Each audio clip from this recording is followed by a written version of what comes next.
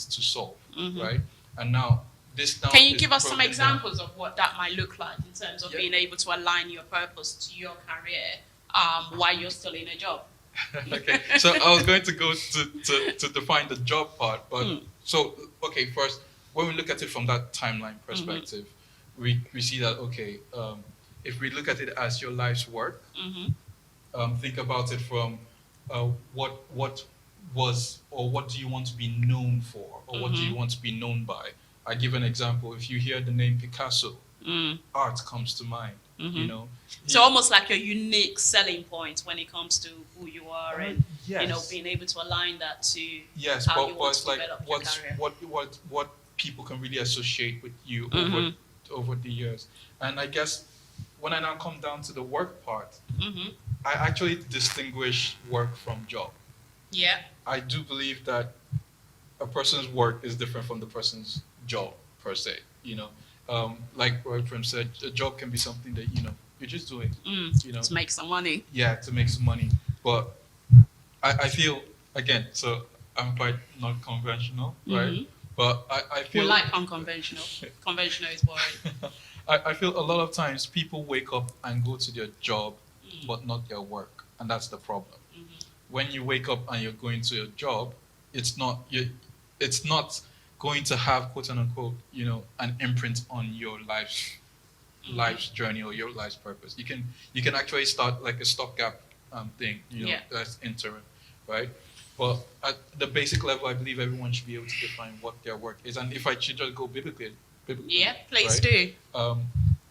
You'll see that when God made man, right, He gave man work. He told him this is what you should do, right? He gave him command over all of the planet and said keep it, right? He told him be fruitful, multiply, but it says subdue, replenish, right? Yeah. So there was an instruction. There was an instruction. There was a direction. There was a purpose of what when you wake up every day. This is what you should be doing, right? And there is an end goal for that. Yeah. Now, when you wake up every day, waking up, you're going out to do that work. The end goal, the total part of it becomes that career. So we can say maybe Adam's career, right? You look at it from that point. You look at Abraham, look at his life's work, right? But from the job perspective, a lot of times people are looking at getting that quick buck or looking at what they want to earn and make, right? But they need to also look at it from the angle of what is in line with what they believe they've been called to do, the problem that they were meant to solve. That's a very interesting perspective, being able to align your career to your purpose in life. And it sounds great. With God, all things are possible. I just want to quickly go to Brad. Okay, we've talked about your job, your career. Right, Fred is giving us that visual representation of being able to climb up the ladder, and then Abraham Manuel is also added that dimension of having a purpose in order to be able to get to that career. There is still a big gap between a job and a career. Are you able to just give us some insights on how you can get there from a job to an actual career, and give us some practical examples as well? So what that might look like. I'll come at it from a couple of perspectives. So what I believe is your career is a function of the jobs you have had. Okay. Then that leads me to two things. That means there are intentional careers and there are unintentional careers. Yeah. All driven by function of your environment, your exposure, and resources and all other things, which, may be out of scope of this conversation, right? So an individual starts out, I want to be an engineer. Yeah. So you go to school, study engineering, do some industrial placement, graduate, right? You get into an engineering company, and then along the way, you then begin to work your way. Eventually, you do a master's degree. Your career is going on great. You're an engineer. Boom. That's fine. That's an intentional career. Okay. Now, an unintentional career, I want to be an engineer. Yeah. So you graduate, there's no jobs. The only jobs going is the bank. Mhm. So you go to the bank, you become a teller. Mhm. Next, next. You spend a couple of years and then they tell you, oh, actually, to progress, you need a banking professional certificate. Mhm. There's nothing else to do to kill time. You just go and you do it. Yeah. Boom, you're a chartered banker. Yeah. And you rise up the ranks. Mm. How did you start out an engineer? Where did you find yourself now? You're a banker. Banker. Then you continue in that line and you move on from a banker, you move on to other things. And I'll give you practical examples. So I used to know this colleague, walked into the first line, engineer, boom, is doing very well now. And I know another one, started out as an engineer, he's worked in a bank, he's worked in a telecoms company, he's worked in a pharmaceutical company. Right now, he's a CFO. Right, and he's got an engineering background. Perfectly. Okay. So those two examples are like, one is an intentional career, one is an unintentional career. But when you go back to it, your career would then be, when you look back, Yeah. the function of the jobs, because in all those jobs which you did not plan for, you picked up one or two things, Yeah. skills, experiences, Yeah. which has shaped your career, so to speak, into what it is right now. That's a very interesting analysis of it. So you don't necessarily have to say my career is, I don't know, an engineer, and I'll always want to be an engineer, and therefore if I don't get to be an engineer, I'm not following my purpose. I think from the example that you've just given us in terms of that unintentional versus intentional, you can still find a purpose in some of the skills that you're picking up to be able to get to your career. So thank you for that. Yeah, it's quite interesting what Dr. K said, and it's really true. What I wanted to also pick in that as well was more of, say, I know a lot of people who started architecture, but they're doing music. Interesting. We all need music. Or that, or in fact, I know this lovely lady who did architecture. In fact, she was one of the smart minds in our class, and she designs cakes. Wow. Right?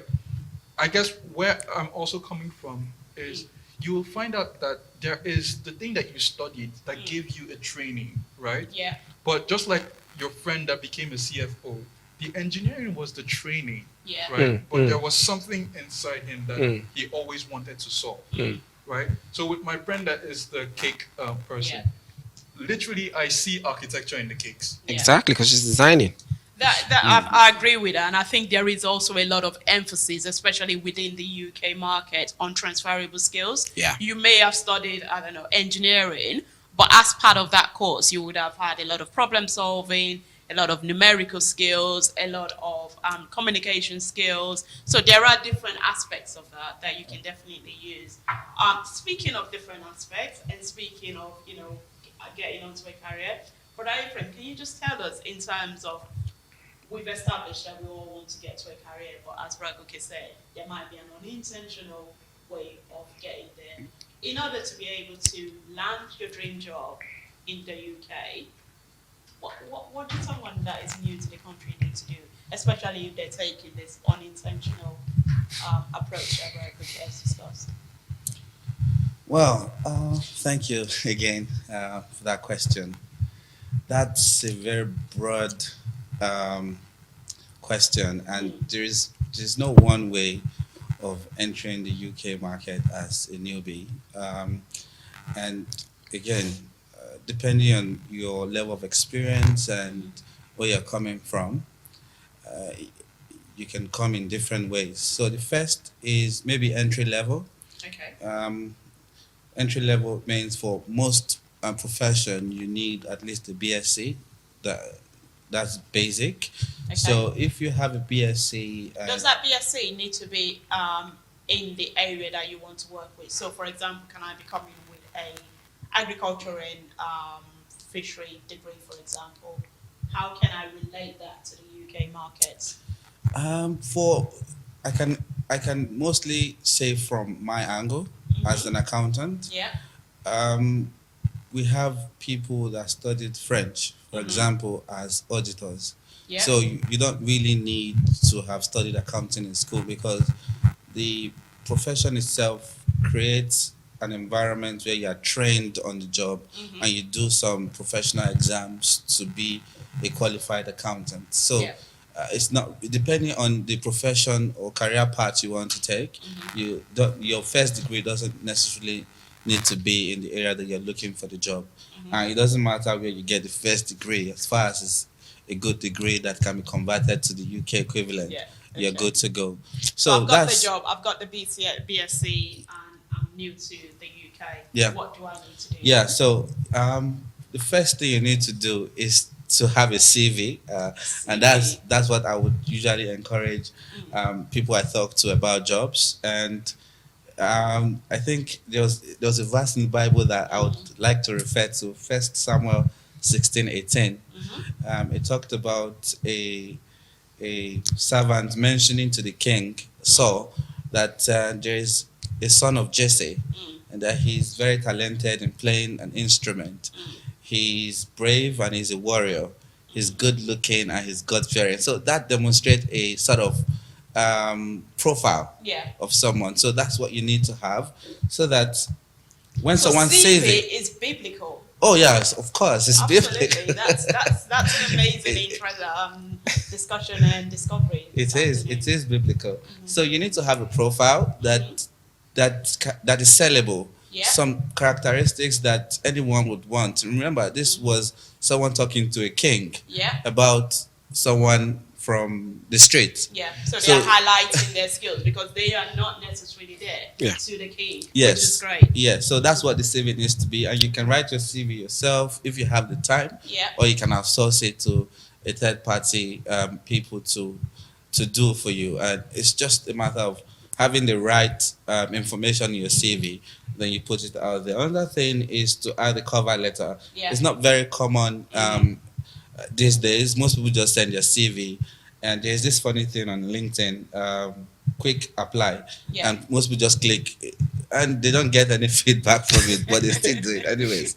So do a proper CV, then do a cover letter. A cover letter should highlight areas in the job that you're targeting that you have some experience in. Now, this experience don't have to be professional experience. They could Yeah. even be church experience. Yeah. Maybe you worked in ushering, for example, and you have a way of coordinating the atmosphere and and directing people. You can put that experience on your cover letter, that you have this experience, because this experience might be something that they need in That that they're job looking for. that you're looking for. So you highlight 3 or 4 main abilities that you have seen in the job advert in that cover letter. So once you have a CV, and even if it's not requested, still do it. So you have a CV, you have a cover letter, and you push it out. Oh, there's going to be rejection. Well, it doesn't matter. Inevitable. It doesn't matter. Just keep pushing it out. But there's another, that's the normal way. There is another way to enter the UK market. And I like telling people, especially people that are just relocating, there's a lot of influx of people coming into the UK for work. It might be difficult for you to get into the market if you're already experienced and you're not just starting from scratch. Yeah. These days, I'm not ashamed to say it, some of the entry-level roles,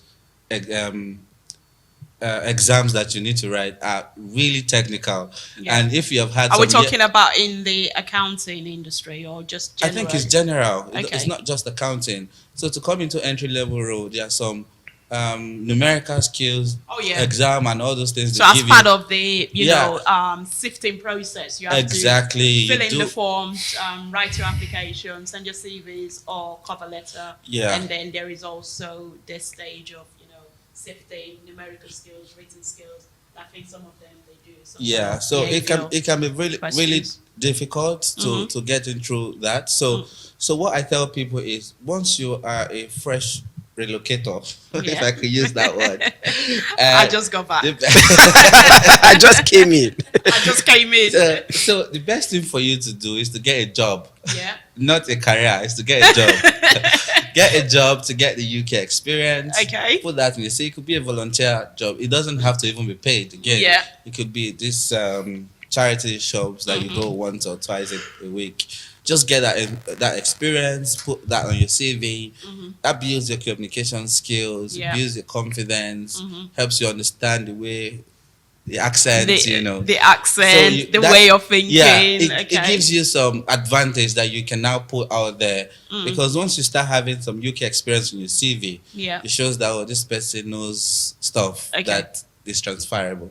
Let me just stop there Okay, for now. thank you very much, Roy Frame. And you've covered that really well in terms of what you need to do, CVs, cover letter, get a volunteer job if you're coming new into the country. Can I come to you, Bra Emmanuel, in terms of if you're already in the country, you've got your master's, you've worked twice as hard, you're a Christian, you've prayed and fasted. What practically do you need to do in the UK in order to be able to get onto that job market and be able to rise up? But let's start with the job market. As someone that studied here, you've done all your homework. Yeah. Okay, so I'll take it from what Roy Frame said, which is really key. But I'll say three major things, I guess. Yeah. So you want to get on the job market, you want to build your career and all of that. The first for me, you want to roll with the big boys at some point. Yeah. The first for me is actually you defining what that looks like for you. What does that career really look like? What is that dream job?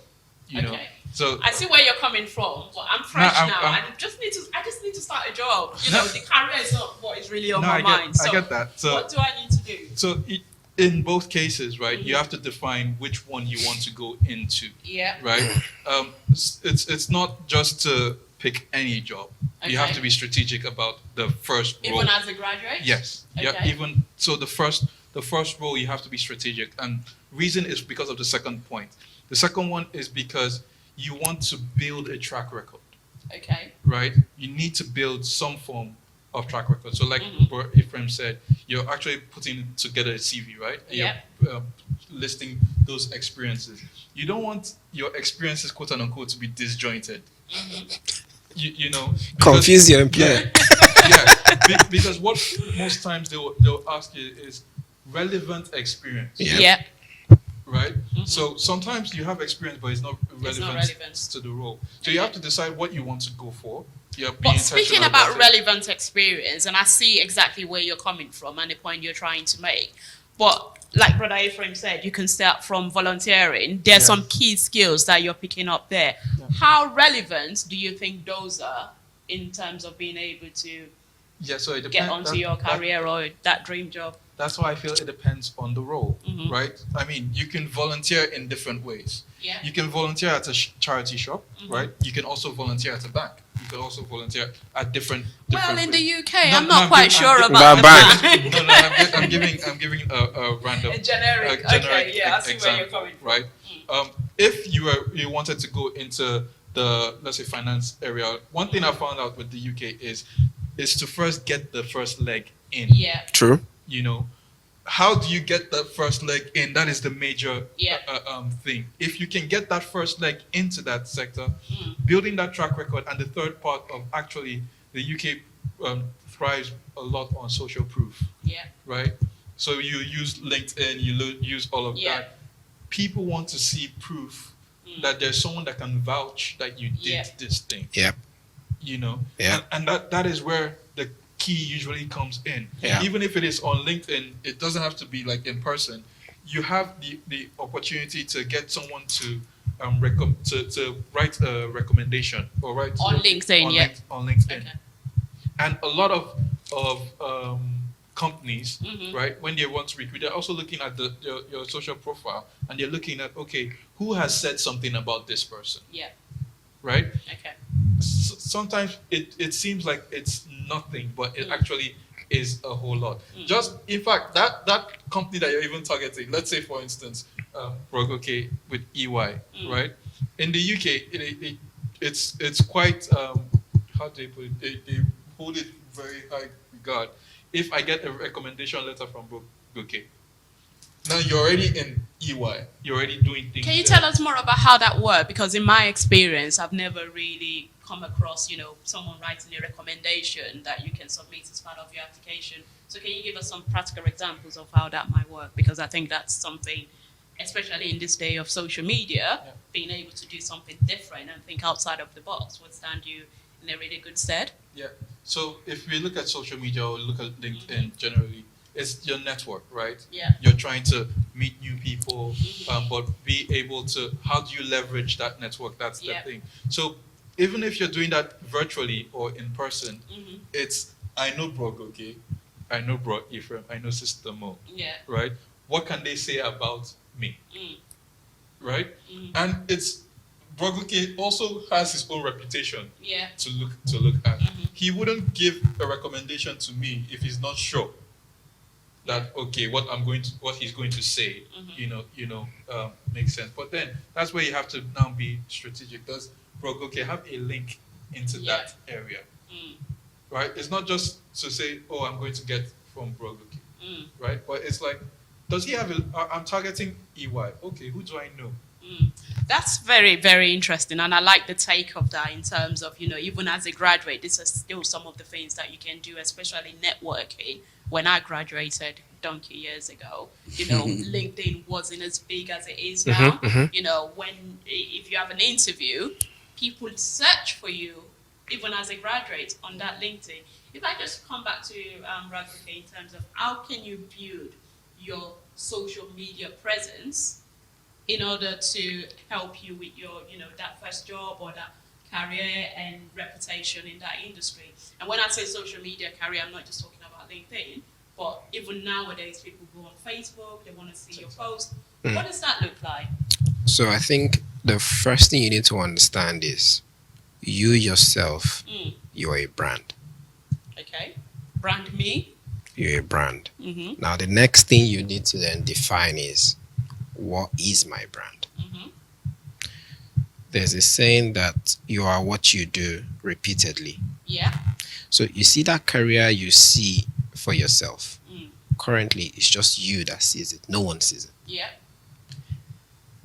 Then you need to tell people what you are about. There are different ways. As little as WhatsApp stories, Instagram stories, Facebook stories.